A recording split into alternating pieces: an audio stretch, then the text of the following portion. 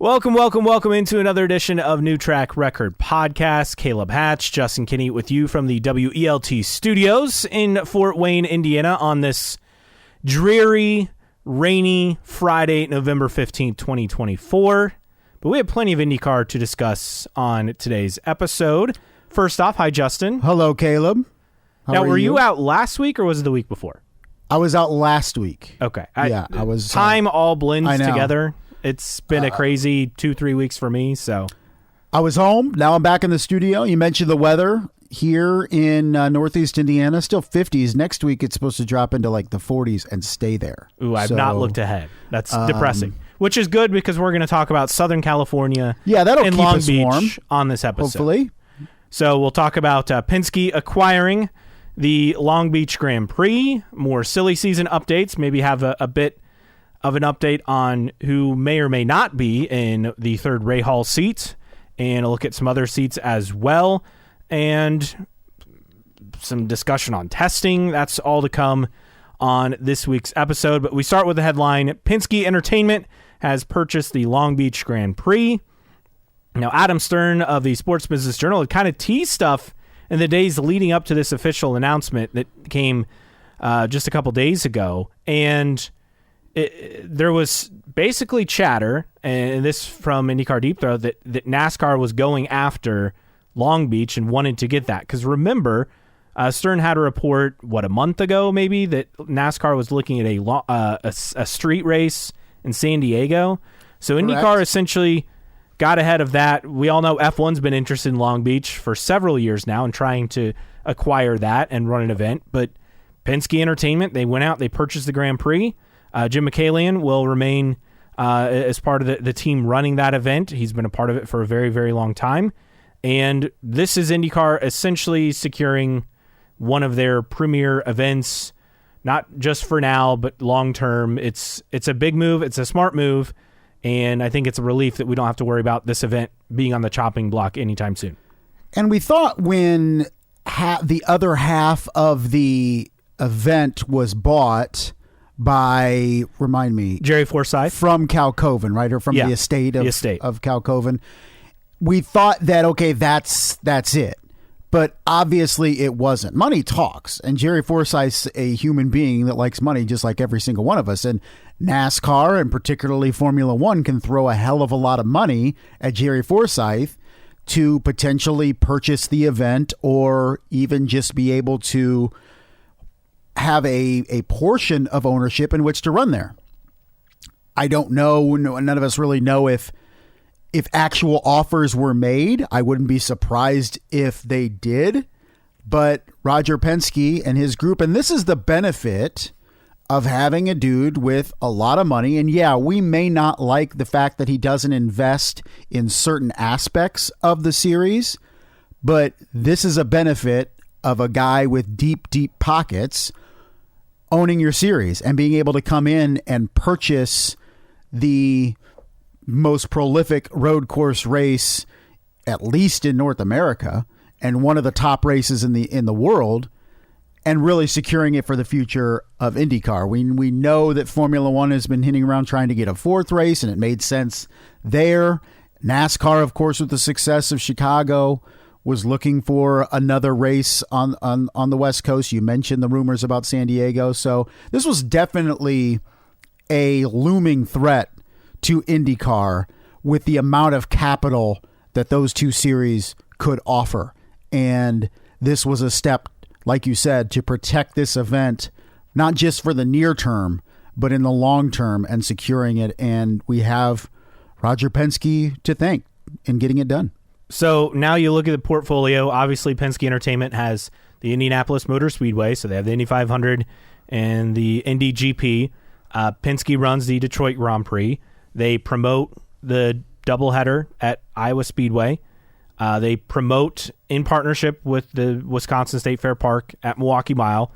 They're promoting in partnership with the Cowboys, the Rangers, and the marketing arm of those organizations for the Arlington Grand Prix, and then now they have Long Beach. So they're getting back into the track business, and this is one that's, I guess, similar in terms of Detroit, where you have a street circuit, so it's not a permanent venue, but they're getting back into this. And I think the immediate thing you jump to with this, beyond, IndyCar's protected a crown jewel long term, is Penske back in the track buying business?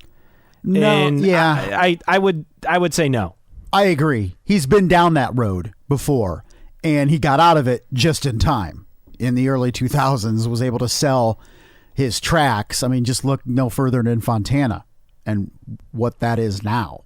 And I don't see it as that. I see it as a guy and entity protecting its investments in its marquee events.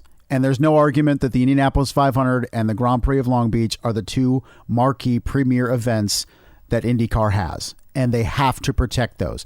Everything else, I want to say secondary, but it is less important in terms of the pageantry and the history and all that stuff of the event. I don't think all of a sudden we're seeing Roger Penske start gobbling up speedways again and racetracks. I think that this is to protect the biggest road course event on your schedule and one of the marquee racing events in the world. And it's no bigger than that. I don't see a bigger agenda here. Yes, and Penske, so I looked it up because I was curious. May 10th, 1999 is when he sold his racetracks to ISC, which is now technically NASCAR, right? Correct. They can't go by the separate ISC name. International Speedway Corporation. He sold Michigan, Fontana, Nazareth, and Rockingham. Obviously, Michigan's still owned by NASCAR. Fontana, NASCAR just dismantled it. Nazareth has been dormant for, 15 years? Rockingham's been redone. But how does it say how much NASCAR or ISC paid at the time for those 4 tracks? It does not say. This is a newspaper article screenshot. Oh, wait. Total transaction value of Penske Motorsports equity is approximately $705 million, net value of $623 million. So is that the value of those 4 tracks? I guess. Man. Now, again, that's Penske Motorsports equity in the tracks. So, yes, that would be Penske what it is. Fleeced them. Yes. Because, you're looking, it was 25 years ago, but still, you're looking at one of those tracks still hosting events.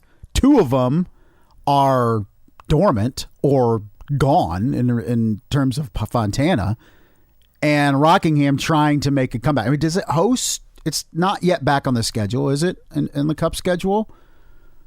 I didn't think it was. I think they were making improvements to Rockingham. Yeah, but not yet. Good question. I mean, they can still do like testing and stuff. Correct, but it's not a regular event on the NASCAR schedule. Let's see. They are returning next year, actually. Oh, okay, NASCAR's. How about that? So, yeah, what a transaction for Roger Penske, and he may not have necessarily seen the decline of ovals in particular coming, but he knew when to sell at the right time. Yeah, he sold at the peak. I mean, 1999 is the peak. That's when CART was still drawing solid crowds at MIS. NASCAR, obviously, that was at the peak run of their popularity, 1998 to 2004 or so? Yeah. Was kind of the golden era of modern NASCAR. And tracks just being built all over the place, I think of all the tracks that were built since then Kentucky Speedway was built since then, and it doesn't host anything anymore. And Chicagoland. It Chicagoland. Kansas, I think, was built since then. So there are a lot of tracks that were built in the early 2000s. Was Homestead built? Homestead, I think, would have existed earlier, around that time. Let's see. It was opened in mid-90s? 1995. Okay, so I thought maybe it was a bit too early, but it just goes without saying. But kind of coming back to Long Beach, I don't see this as the next step in an agenda of Roger Penske and Penske Corp to start gobbling up speedways and protecting events on the IndyCar schedule. I think what they want to do is protect the 2 bastions and promote other races as needed around the schedule, and that's kind of what we're seeing. But there's no doubt that there was interest from Formula One and NASCAR in the Long Beach Grand Prix, and now there is no threat from either of those entities. Now, do you think this is a a thing where Forsythe sold it, one, because he's in his 80s now and he's trying to offload assets, and Penske was a perfect person to buy it? You think it's that simple, basically because they have a relationship going back many, many years, and he knew that it would be in good hands with Penske? Do you think this is a thing where Forsythe wanted to just completely get out of it and not have that on his estate? Or do you think this was a thing where Penske specifically kind of pressed and tried to not wrestle away, that's not the right phrase, but to acquire this from him? No, it's tough to really know for sure. I think Jerry Forsythe wanted to protect the event more than anything. And that's why he bought the Calcoven stake when the estate was selling that. I also think Forsythe looks at it and say, when I'm gone, there's no guarantee of what can happen in the future. And maybe he even reached out to Roger and say, hey, NASCAR and or Formula One are throwing a hell of a lot of money at me. And I don't want to, but at the same time, money talks, and say, hey, I'll give you a discount if you buy it outright or something like that. And that's how, who knows the particulars. I think Jerry Forsythe wanted this race to stay the way it was, but at the same time, again, the capital that those two entities can bring, whether Jerry's family's like, you're dumb if you pass up X $1 million or whatever, or when he's gone, who knows? So I think it was just protecting the event. Forsythe wanted to make sure it was secure going forward, may or may not have cut Penske a deal of some sort, and Roger wanted to really, really make sure that this there was no shenanigans with this race going forward, even when Roger's gone. I think that's on his radar too, is, hey, I want this to be a part of the series for a long, long time. And I would venture to guess that Forsythe was pretty adamant in wanting this to stay an IndyCar event. I think definitely. I think that's a key part in the sale of this event. We're never going to know the answer to this question, but what do you think it sold for? 10 million, 20 million? That's what I'm like always. Million? It's like when we were talking when Penske bought the series. Is like, how much is the IndyCar series worth? Right? I mean, he bought the series and IMS. The rumor was what, 300 to 350 million, and I would say, which is half of what he sold those 4 tracks for in 1999. And I would argue that 2/3 of that at least was the Speedway and not the series. I would say for the event, 25 million. I would go, I would go probably 15, 20 million would be my guess. I mean, it's the second most successful event. It's the 50th anniversary year coming up in 2025. So it's a big year for the event. It's never been stronger, post-split and reunification era. I mean, they've had the best crowds they've ever had since the series not only merged together, but post-split, right? Is that correct? No, I agree. And I think it seems like. And it was out this week that even before the announcement, sales have been up 14% from last year. And that I think that's the biggest thing that you look 13%. Into this. 13%. Yeah.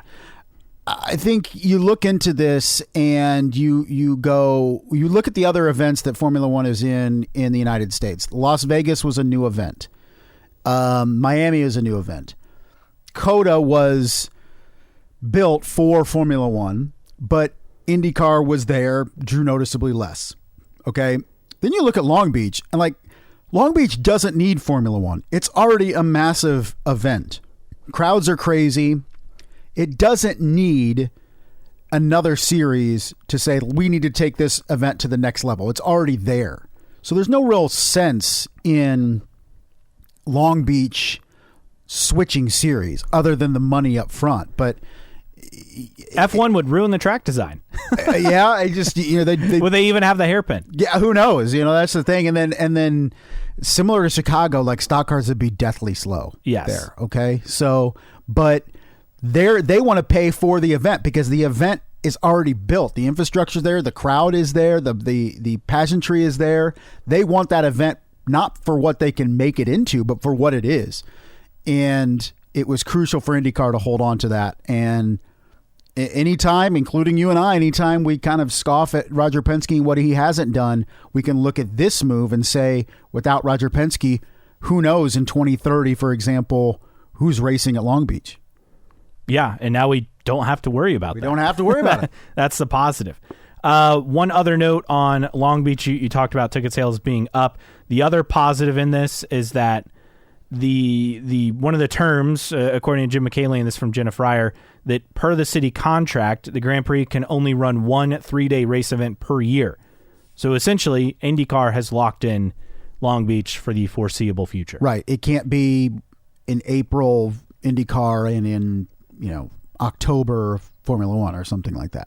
So that's a very positive development. Do you feel we see, because there's so many support races there, do you see lights returning there? Do you see the celebrity race returning there potentially? I don't know about the celebrity race because that was more a Toyota thing. That's true. So unless Acura wants to step up and do that, I do think we could see lights returning just because, well, Penske now owns the event and they can make the schedule and make sure that lights gets on there. And that's, I think, the big thing is there just wasn't room for lights on the schedule. But now that IndyCar owns it, they can make the schedule. Lights had run there previously, but I think it had been quite a long time. Yeah, it'd be nice to see lights going around there. I know it's a full schedule, a lot of different series racing there over the course of the weekend, but lights should be back at Long Beach. You look at it, the two biggest events on the schedule in IndyCar, and lights doesn't race at either one of them. That's a great point. Hey, thanks. That's a really great point. I think the last time, so I'm trying to look up the last time that lights actually raced there, and I know I want to say 2015. Like it has so it's been a decade, a long time since that event has run. Let's see, Road to Indy. Let's see, 2015. Guess who won in 2015? In 2015, I will say he did drive an IndyCar. He did drive an IndyCar. Yes. Carlos Munoz. Good guess. He won in 2013. Ed Jones won in 2015. Okay, won in 2015. Maybe not 2025 because I'm sure the schedule is pretty much set already for the weekend. Mm-hmm. But I would hope to see lights back in 2026. Yes. At the latest. Yeah, I think there's a strong chance 26 would be the earliest they could probably make that work, like you said, because of the schedule. But all in all, this is good. If there was another track that Roger Penske were to buy, what do you think it would be? That's always the debate, too, is everybody knows the top two events on the schedule. What's that third event on the schedule? I would say St. Pete would be a race he would buy. I'm thinking more events, not racetracks. St. Pete has been hugely successful for a long time. If for some reason NASCAR now turned to, hey, we'll try to get St. Pete now, I could see it, maybe that being on the radar of Roger, because it's a very good kickoff event to the season. It's become a popular event citywide. I would say St. Pete. What about you? I'm gonna go Chicagoland. Get back in that market. So buy the Speedway? Yeah. Buy the Chicagoland Speedway? I mean, I have no clue if he's going to buy anything in the foreseeable future. I was just kind of curious. I know there's a track that hosted a NASCAR race for sale outside Greenville, South Carolina. Really? I forget the I just don't know if Rogers wants to be in the business of buying defunct racetracks at his age. But I mean, that's me. Yeah, I don't think so either. It's a bit of an investment, and you don't make that investment unless you feel like no guaranteed return, right? Yeah. It's the Greenville Pickens Speedway. It did host NASCAR at one time, but it's basically been closed since 2023. Historic NASCAR track. Which is, they've kind of started going back there with North Wilkesboro and wherever they're racing 2025 for the Clash, another historic NASCAR track. So maybe that's on NASCAR's radar. But I just don't see Roger seeking out tracks to buy. This was an extenuating circumstance with the Long Beach Grand Prix. Yeah, I think so as well. In other news, we're getting more updates on silly season, and the latest update, well, you can all but rule out Pietro Fittipaldi returning to IndyCar at least in a full-time capacity in 2025, because he announced today he is joining IMSA with Pratt Miller Motorsports, ironically a team looking to go to IndyCar in the future, but he will with them in LMP2.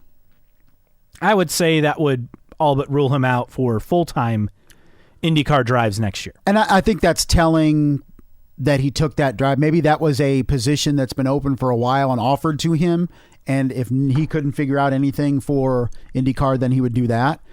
I mean, could that be a relationship that in a couple years, if Pratt Miller does eventually get into the series, that we're looking at and say, hey, Pietro Fittipaldi, he matches, or he'd be a good driver for Pratt Miller to put in their seat in IndyCar because of the experience he has with the team in IMSA. So that may be a storyline to watch in the next couple years if and when Pratt Miller does make it into IndyCar. Yes, that's a good point. You're still setting yourself up. He actually will be teammates with James Rowe, who has raced in lights. So I thought that was interesting with Pratt Miller Motorsports and LMP2. But obviously, if you can get a full-time sports car ride, you take it. Yes. That's a good gig, and it sets up you for your career to have something for a long time if you can excel at that. So congrats to him. Wouldn't shock me if there's still maybe a chance of him getting an IndyCar opportunity, maybe Indy 500 only type of ride in the future.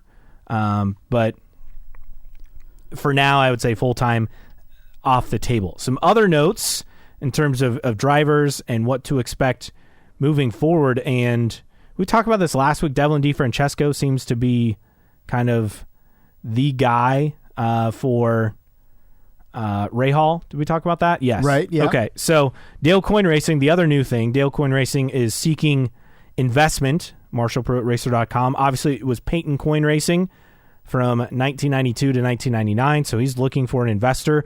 And one of the names that's hanging around, we thought we had seen the last of this guy in IndyCar, but Todd Ault, former Ed Carpenter Racing sponsor with BitNile and other companies, rumored to be pursuing a stake in a team. Perhaps it could be Coyne. Remember Rinus VeeKay? I mean, it wouldn't shock me if Todd Ault shopped Rinus VeeKay to a team. So maybe that's a possibility. That's interesting. Now, BitNile, is that different from Bitcoin? Yes. Okay. Because BitNile, like they mine Bitcoins, is my understanding. But like cryptocurrency, like other than...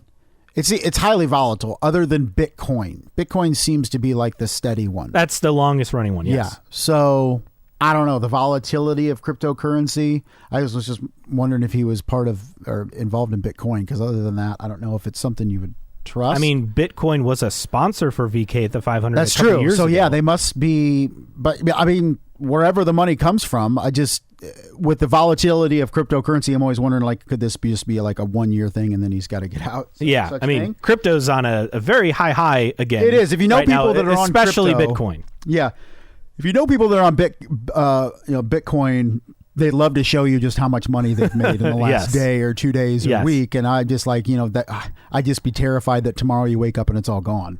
Yeah, that'd be more terrifying than being a GameStop stock. Yeah, right. Absolutely. So that's the thing. But it sounds like at least certain cryptocurrencies are on steady ground doing well. And if Todd Ault has the money, Dale Coyne will gladly take it. And I think that would be any type of significant cash infusion into that team would be absolutely tremendous. And if it ends up being a Rinus VeeKay in that seat, I think that would be very interesting going into 2025.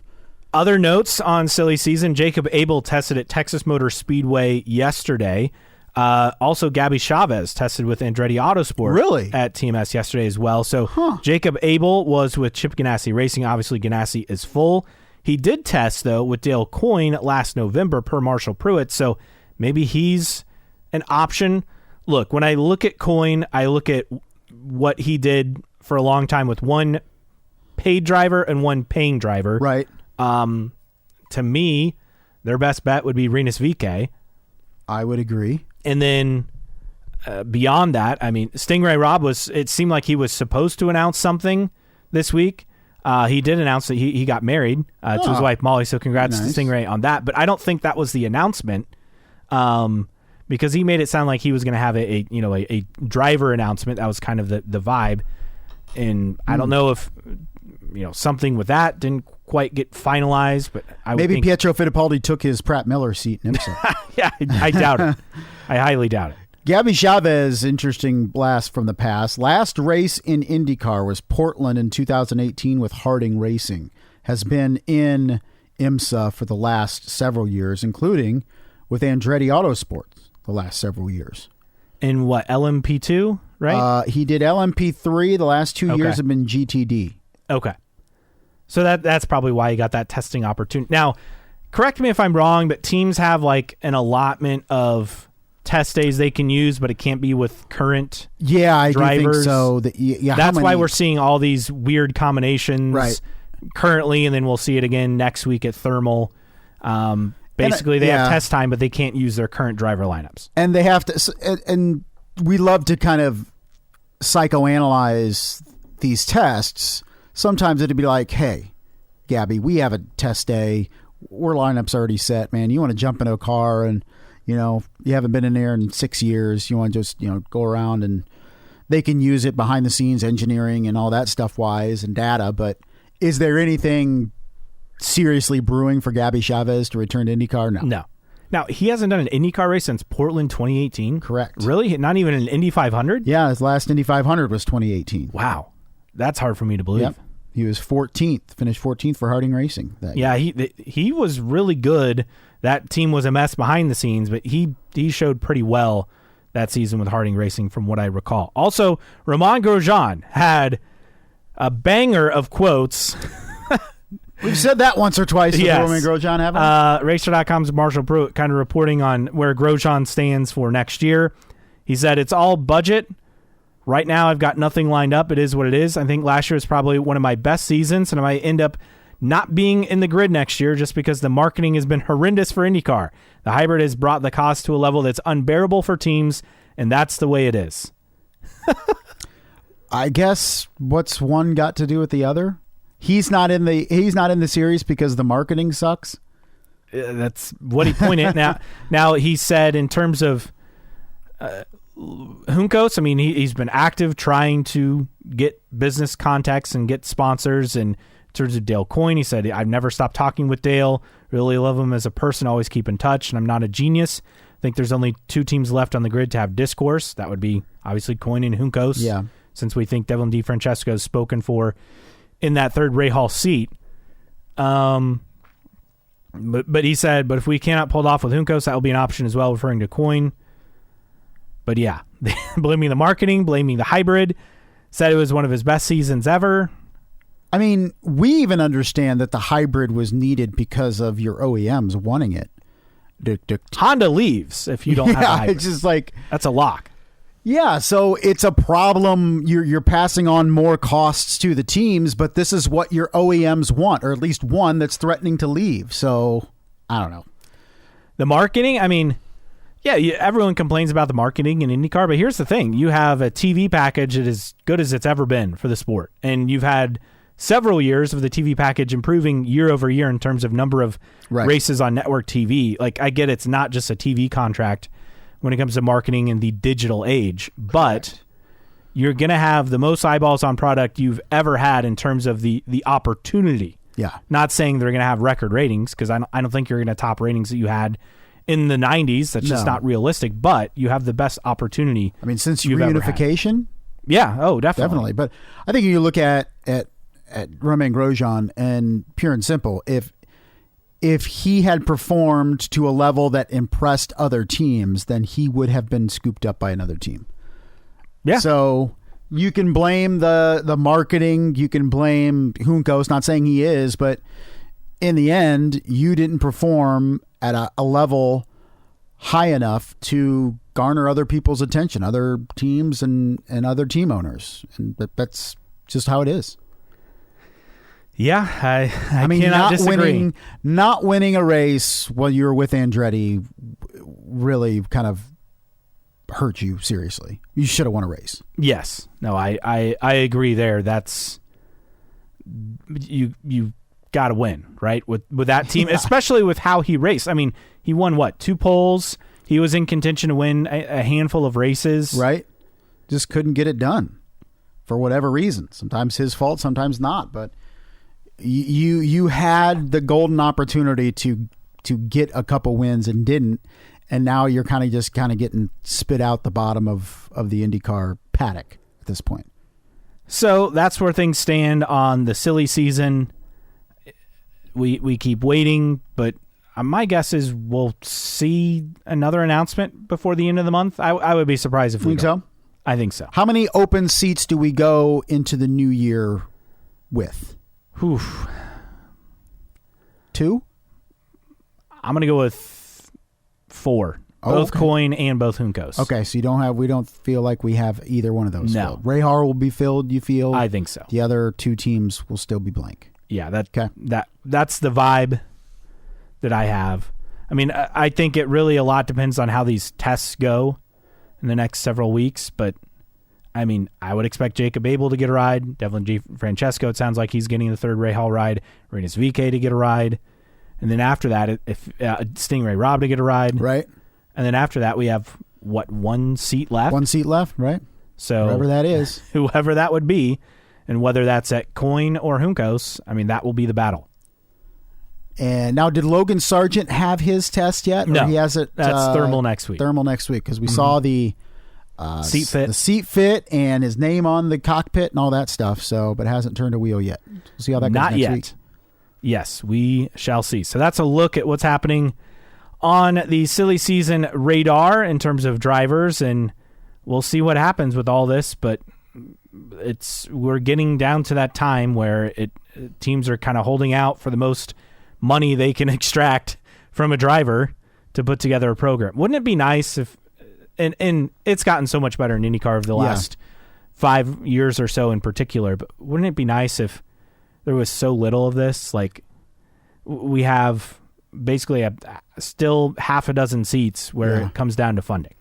Well, that's how Dale Coyne has rolled for the most part. Last year was kind of an exception, right, when he had his seats set pretty early. But you're talking about 2 teams in which money is at a premium, Juncos and Coyne, and I think they have their drivers they'd like to have in those seats. But whether the money comes together or they have to take somebody else because that driver brings money, we'll have to see. And they kind of wait until, especially Coyne, you know how it is, the last possible moment to see if somebody can magically bring a 7-figure check to them to secure a seat. So that's kind of where we're at with both of those teams right now. I think they're looking for an 8-figure check first. An 8-figure, yes, first. If you can bring a 7-figure, that would help significantly. Yes. And maybe that, at least for Coyne, is Todd Alt. We'll see.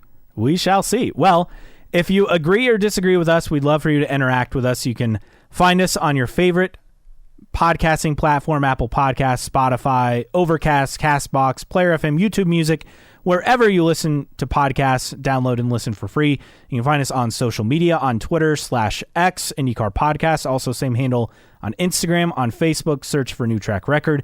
And you can also always email us, newtrackrecordpodcast@gmail.com. Send us your questions, comments, rants, what have you during the off season. We will take any kind of random questions, comments, or rants in the off season. Whatever helps us fill this show. Yes. Also, thanks to our Patreon members. Thanks to Xavier and others for their support. Patreon.com/newtrackrecord. Thanks for your support on there. And you can sign up for the email list, so don't forget to sign up for the email list. Just send us an email if you'd like to be added to that, and we'll send you weekly announcements, news, notes, basically new episodes on the email list as well. That is free to sign up for. And we were still working on the new website. That will be up eventually. Don't worry. What's going on with that? Life got in the way. Understandable. Yes, but we will get there. It is the off season. And again, as always, don't forget, download and listen for free on your favorite podcasting platform. Okay, mailbag time, and obviously not a busy week, so not a ton to get to this week in terms of what people were writing in, but we look at what we do have, and we start with, we didn't talk about this yet. Michael Cannon has left AJ Foyt Racing. He's the technical director.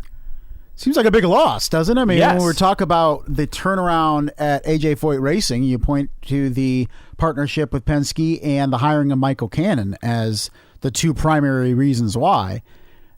Unsure why he left. There's been no announcement for him going to another team. It's kind of a mystery right now on what's going on. I wonder if there's, non-competes were struck down, but would he have a non-compete? Like, is he high enough that there'd be a non-compete maybe still? He's a guy that after what the year they had last year, saying I deserve more money, and Foyt not willing to pay him. Could it be something like that? Who knows at this point? Could it be he didn't have the creative control now with Penske coming in? Maybe. I mean, he's a guy who's jumped around from team to team, but I mean, he's been at Ganassi, he's been at Andretti, obviously been at Foyt. I know he's been at several other teams.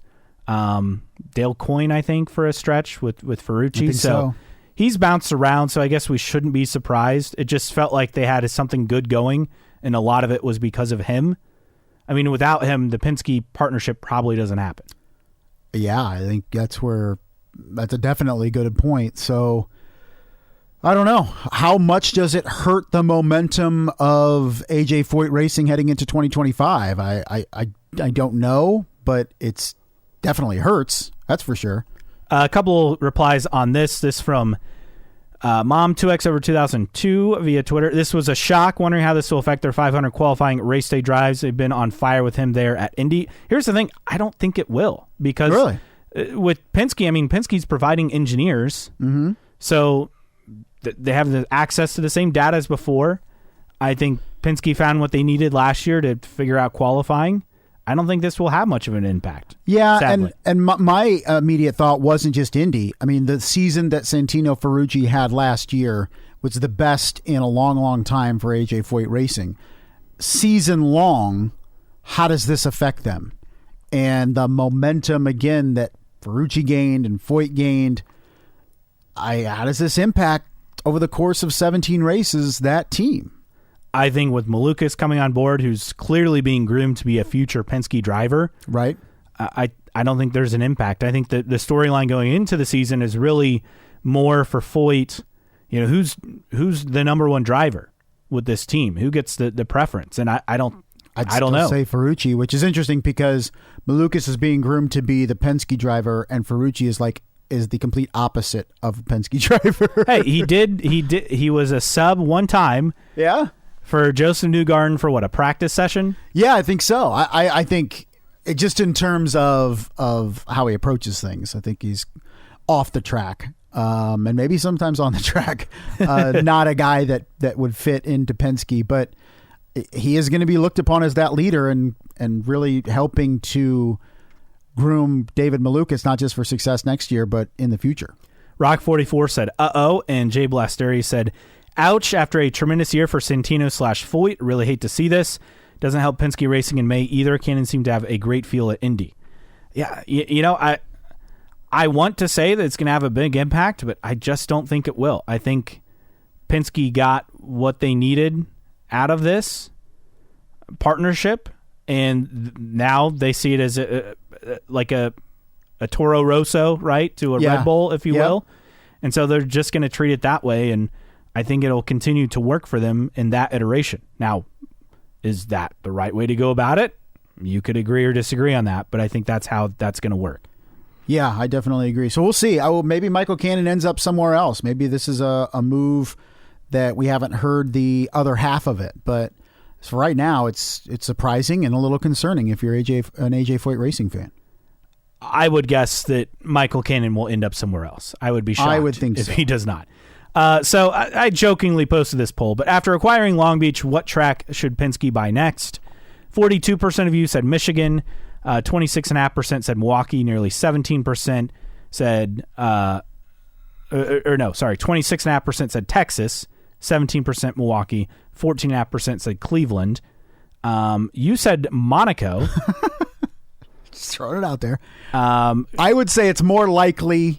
Now I'm saying it's not going to happen. It's more likely that Roger Penske would buy Monaco instead of Michigan.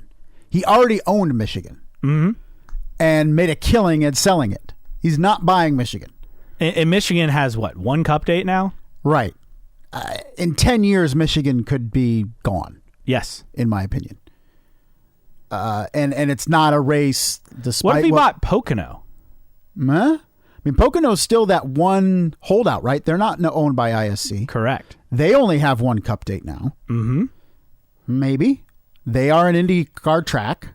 Yeah, IndyCar raced there on multiple occasions. Yeah, I think we both agree they should be back there. They should be there. They need an East Coast race, and that event was actually getting momentum until the tragedy on back-to-back, really, back-to-back years. Yeah, I think that's a good point. You should have had that in the poll. But if there was any oval in America that Penske would buy, I would think it'd be Pocono.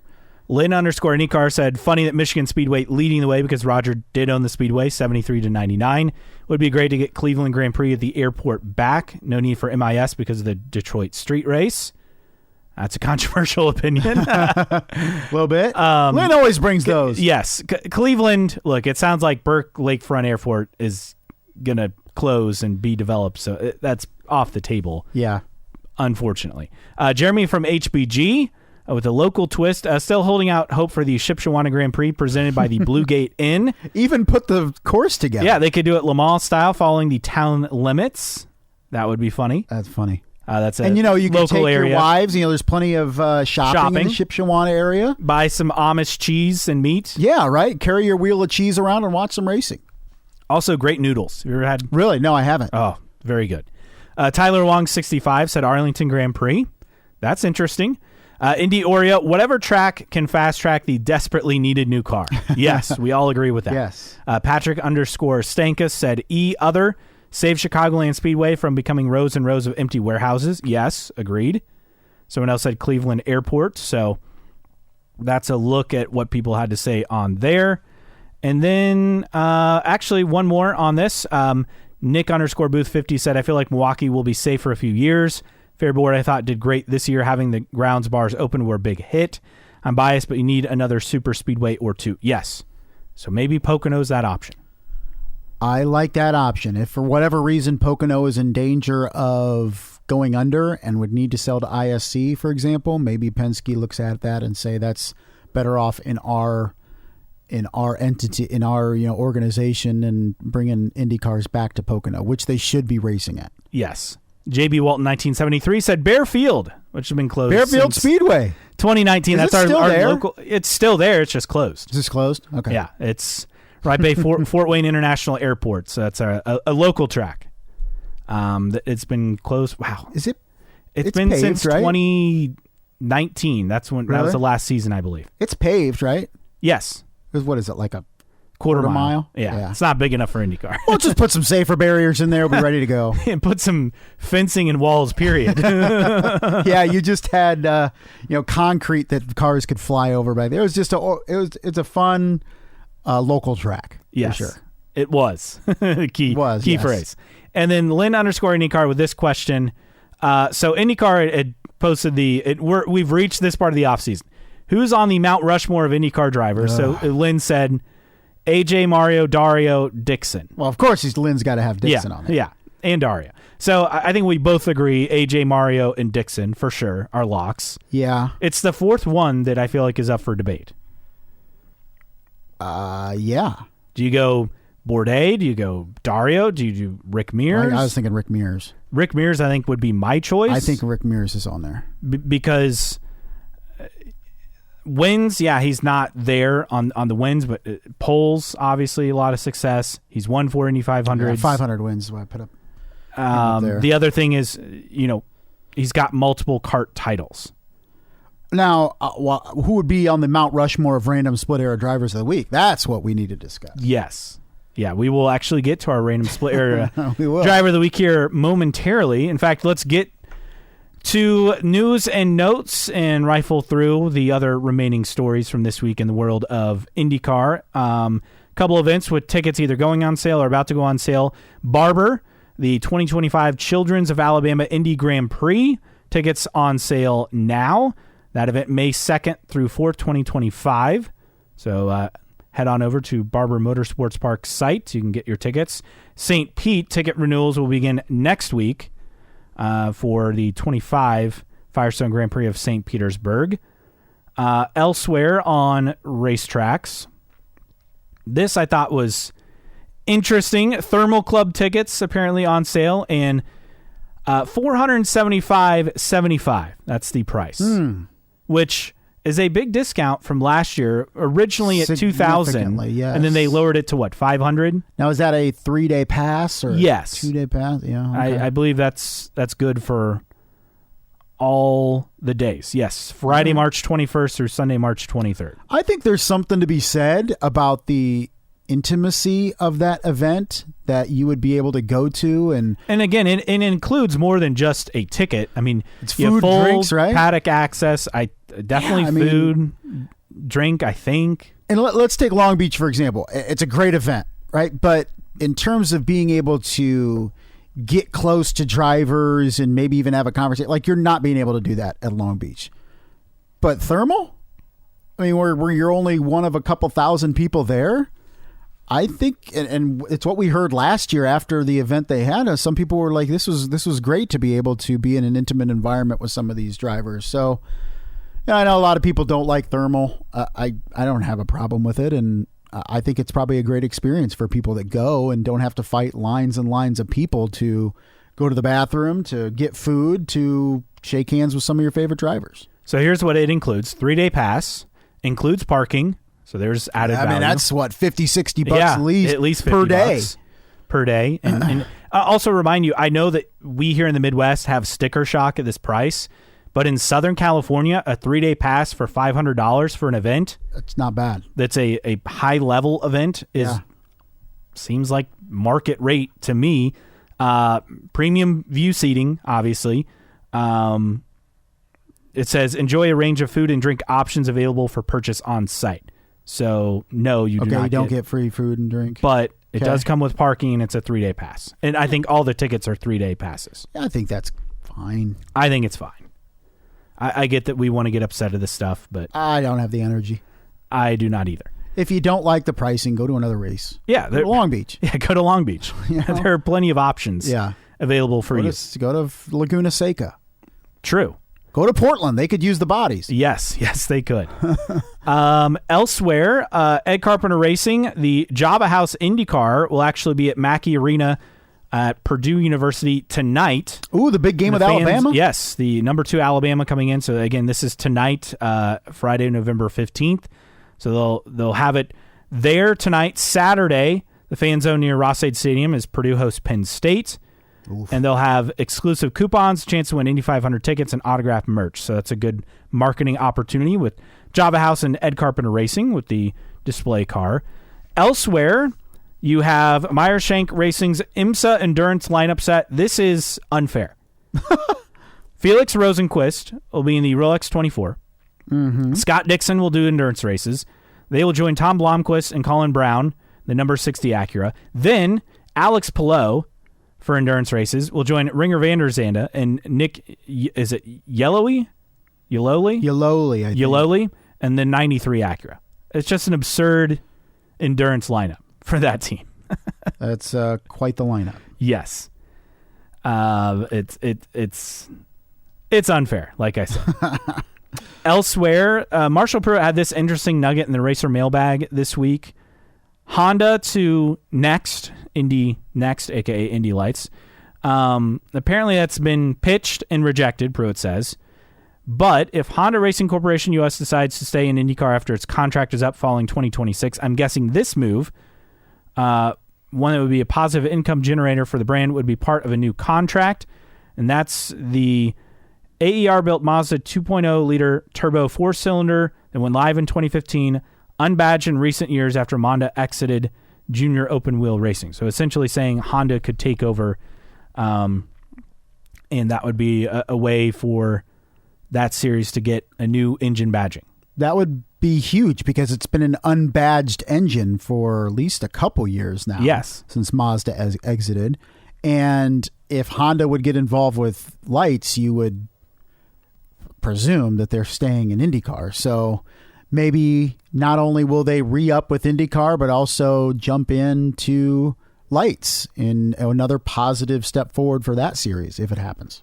So we'll see what becomes of that, but obviously an interesting nugget. Speaking of the series formerly known as Indy Lights, TJ Speed Motorsports has become the official driver development program of HMD Motorsports. So they're in the what used to be known as the Road to Indy Ladder Series, and they're essentially trying to develop talent for what is formerly known as Indy Lights. Again, I hate the Indy Next name. I know, I can't. I hate it. I hate it so much. It drives, the only time I say Next is when I read it. Yes. In my head, I say Lights all the time. Yes, as do I. I replace it because it makes me that angry. I don't know why. We're going to keep saying it until eventually they just go back to it. Yes, that's our goal. Joey Barnes, motorsport.com, interesting story on testing parity problems, plaguing the most competitive version of IndyCar, basically saying the big teams get the spoils, and we've complained about this before, and IndyCar's thought process is always, well, they have the most resources, they're readily available for these tests, they can do these tests on shorter notice, they're going to provide the best feedback. But here's the thing: when you have Gavin Ward upset about the testing programs, and it's always Penske and Ganassi and sometimes Andretti, right. He said it is ridiculous. IndyCar needs to take a look at itself with regards to competitiveness, as they claim to be a great competitive series. We can put on competitive races, but you can't deny the last 20 years that 3 teams have won championships, and only one outside of Penske and Ganassi. And that time, every time there's a new aero package, every time there's a tire test, who gets favorability? The teams that are winning. Yeah. So it's like chicken or the egg thing. Are they winning because they get more testing, or are they getting more testing because they win? Why can't we just have drivers who are, I don't want to use the word relegated, but are only doing Indy 500 one-offs or are basically retired? So test drivers? Yeah. Yeah. Well, there should be a fair amount of testing for every team. Yeah, you may learn more about having some of the top teams do this, but throw a bone to some of the smaller teams. I mean, this used to be unlimited testing, mind you. Correct. In the kart era. Now that money costs was a fortune, crazy. Yeah. And we don't have $20 million a year tobacco sponsorships footing the bill, right. and new engines for practice, qualifying, and the race at every race weekend. That's just not ever coming back. But it is a frustration that I understand for the smaller teams. Like, you show up and you can't. Yes, you can be competitive because the cars are spec. Right. But that's why you're competitive. You can't be competitive in terms of winning races because you're not getting testing preference. Yeah, but then you look at some of the teams that don't even have drivers right now, and you're saying, well, what's the point of them even testing? With, for instance, Coyne and Juncos. Yeah, they don't even have drivers. I mean, they don't have drivers. So I would be fine if IndyCar had 2 test drivers for the series. One who drove a Chevy car, one who drove a Honda car, who are still involved, but not full-time. Right. So, to me, the first obvious choice... Oriol Servia would be... Yeah, he's been out of a car for a while, but Oriol Servia, Ryan Hunter-Reay, these are the drivers that come to mind for me. Yeah. Elio Castroneves. James Hinchcliffe? James Hinchcliffe, yeah. Like, Elio, Hunter-Reay, Servia, Hinchcliffe, I get that not all these drivers are active, right? But they would provide feedback. Yeah, I would agree. To me, that's the solution. And I know that IndyCar doesn't want to do that because they want their teams to get testing opportunities, but it is unfair. But it should be even. It should. Elsewhere, Graham Rahal and Rahal, Lerman, Lanigan with the Graham Rahal Foundation, Turns for Troops, United Rentals, and the team. They have a new thing for Riding with Rahal program, thanks to United Rentals. RidingWithRahal.com. Donate today and support members of the armed forces. They will have participants who can have their name on his race car or honor a person they're choosing to be represented Memorial Day weekend at the Indy 500. So very cool. That's cool. A very cool program there, indeed. All right. I think that about covers it. Oh, one other note. F1 will continue to race in Monaco after a new multi-year deal extended to 2031. That's not really the juicy part of this. The juicy part is you will have no Monaco F1 Indy 500 double headers 2026 onward. Yeah, it's interesting because it's almost something we took for granted, right? You start your morning with Monaco and then you say to yourself, wow, that was boring. And then you get to watch the 500 and then you go, wow, I got another 600 miles of racing to watch at the Coke 600. And then you fall asleep. That race is a third of the way over. Unless, like you go to the race, then you watch it correct in Indy. But That's kind of how I approached it. I remember watching Monaco when I was covering the Indianapolis 500 in the morning. That would be the thing. I'd get there and settle in and start eating breakfast and watching Monaco. But won't have to worry about that for the next, 6 years? Yeah, after this year. Or, sorry, next year. Yeah. So it'll be in early June, which is just weird. Yeah, I'll say. This is because of Miami coming onto the schedule. It makes sense. So they're not going to have any racing for the next 6 years on Memorial Day weekend? Or that's not guaranteed, right? I don't think that's guaranteed, but they have to fit in Miami. But they wouldn't race Miami. Montreal and Monaco. And Montreal is usually later in June. Would they race at Miami on Memorial Day weekend? Ooh. That's interesting. Or even Montreal. I don't think Montreal because that's generally in late That's June. true. But yeah. But Miami? I wouldn't think so, but... You wouldn't think, but look, they're going after whatever they can get. So, and maybe that's a way to kind of steal... Who knows? That would be interesting one of these years. Great. You just gave them that idea. Just saying. You're to blame. Yeah, blame me. Why not? All right, random split error driver of the week time. Well, we're going to a prolific random split error driver of the week driver, and maybe not because of his on-track experience. John Paul Jr. He raced in kart in the Indy Racing League. He started a total of 53 races between Champ Car and IndyCar in his career. He actually won the 1998 Lone Star 500 at Texas. That was his one Champ Car win. His one win in Champ Car, or excuse me, that was his one win in IndyCar. His Champ Car win was I didn't realize he raced this early, 1983 Michigan 500 is when he won that. Yes. So first we'll talk about his actual racing career, and then we'll get to the extracurriculars. But he started off doing some endurance racing, just some localized endurance racing. He was in IndyCar, in the mid-'80s, and then got out of it and then came back. He did the Rolex 24. He was really heavily involved. I mean, even in the early 70s, was doing some GT series stuff, and then he actually drove a Penske Cosworth in the 1983 PPG IndyCar World Series, and same thing in 84. And then in the 90s, did some sports cars, and then got back into the IRL PDM racing. Poor dumb mechanics. In 96, 97. And then in 1999, did some off-road racing. Then, of course, the IRL, the Pep Boys Indy Racing League. But he was when we look at the split era, did several years. Actually, I didn't realize this. Team Pelfrey did the 500 in 1998 with John Paul Jr. I did not know. Best finish was 7th right that year. And then was with Bird Cunningham Racing for a couple years, McCormick Motorsports, Zally Racing. Do you remember Zally Racing? Didn't qualify for the Indy 500 in 2001. Had several starts in the Indianapolis 500. Actually, 4 of his first 5 appearances, he either crashed in practice or failed to qualify. His first start was in 1985 and then came back in 1990. His best finish, as you mentioned, 7th in the 1998 Indianapolis 500. 8 times he showed up in May to try to qualify for the 500 and did not make it, between qualifying, crash, practice crash, or not qualifying. But that all took a back seat right after the extracurriculars off the track, which including drug trafficking, which he was lured into by his dad as early as 15 years old. His first legal troubles were in January 1979 when he and another accomplice were caught by customs agents loading equipment onto a pickup truck on the bank of a canal in the Louisiana bayous. Following questioning and smelling weed, his father was apprehended on his 40-foot boat named Lady Royale. Customs discovered residue of marijuana and $10,000 aboard. Doesn't seem like marijuana residue now would be a big deal, but 1979 it was. Yes.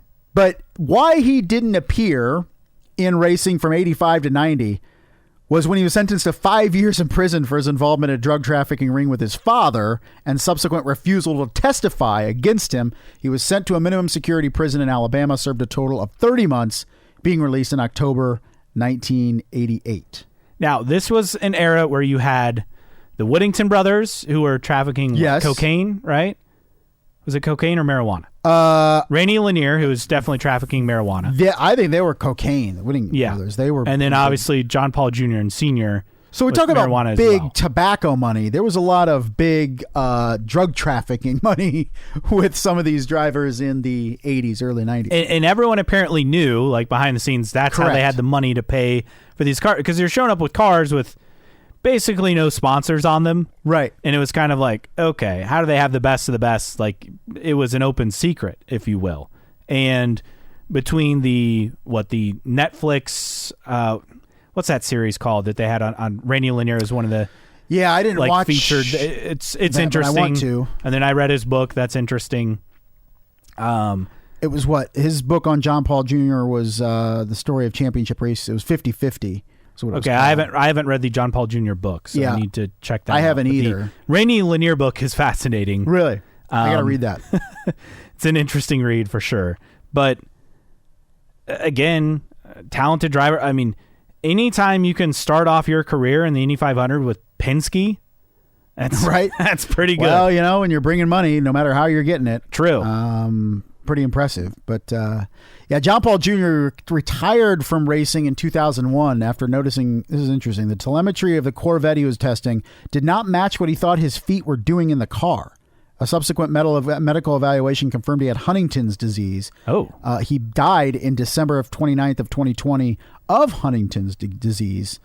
Just 4 years ago. Between those two things, had a book written about him by Sylvia Wilkinson that you can read. But the heyday of open wheel racing was also the heyday of drug money. Yes, in the series or in.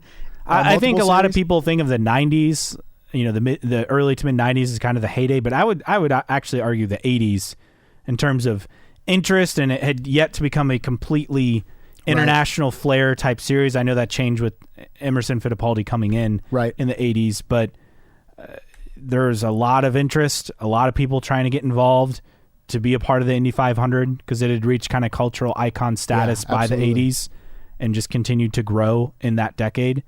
I did not know this, but he was born in Muncie.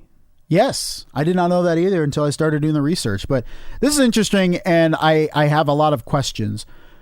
His first race in 1982 was with CART. His team, Miller Beer. So that's just like an offshoot of Penske, I assume? I have no idea. But maybe, I mean, it's interesting that his team was just the Miller Beer team. It's kind of odd. Yeah. But hey, whatever. But you also had some prolific teams in the 1982 season. Metametrics. What? I have no idea. The Ray W. Lipper Racing. Interestingly, ran Ray Lipper. Weissard Racing. Just a couple. And that season, actually, John Paul Jr. raced with Derek Daly and Johnny Parsons. Wow. In that team. So a couple blasts from the past. But yeah, John Paul Jr. Raced a total of 53 races between Champ Car and IndyCar. His final race, the 1999 Mail.com. No, wait, is it Mail or Mall? Mall.com 500 in Texas. And then, of course, known for his illustrious drug trafficking career. This week's Random Split Era Driver of the Week. All right, that does it for us. Obviously, the big news, Penske purchasing Long Beach. We'll see what big news we have for next week, which will be our final episode of the week. No episode the following week due to Thanksgiving, of course, here in the U.S. But for Justin Kinney, I am Caleb Hatch. Thanks for joining us on New Track Record Podcast.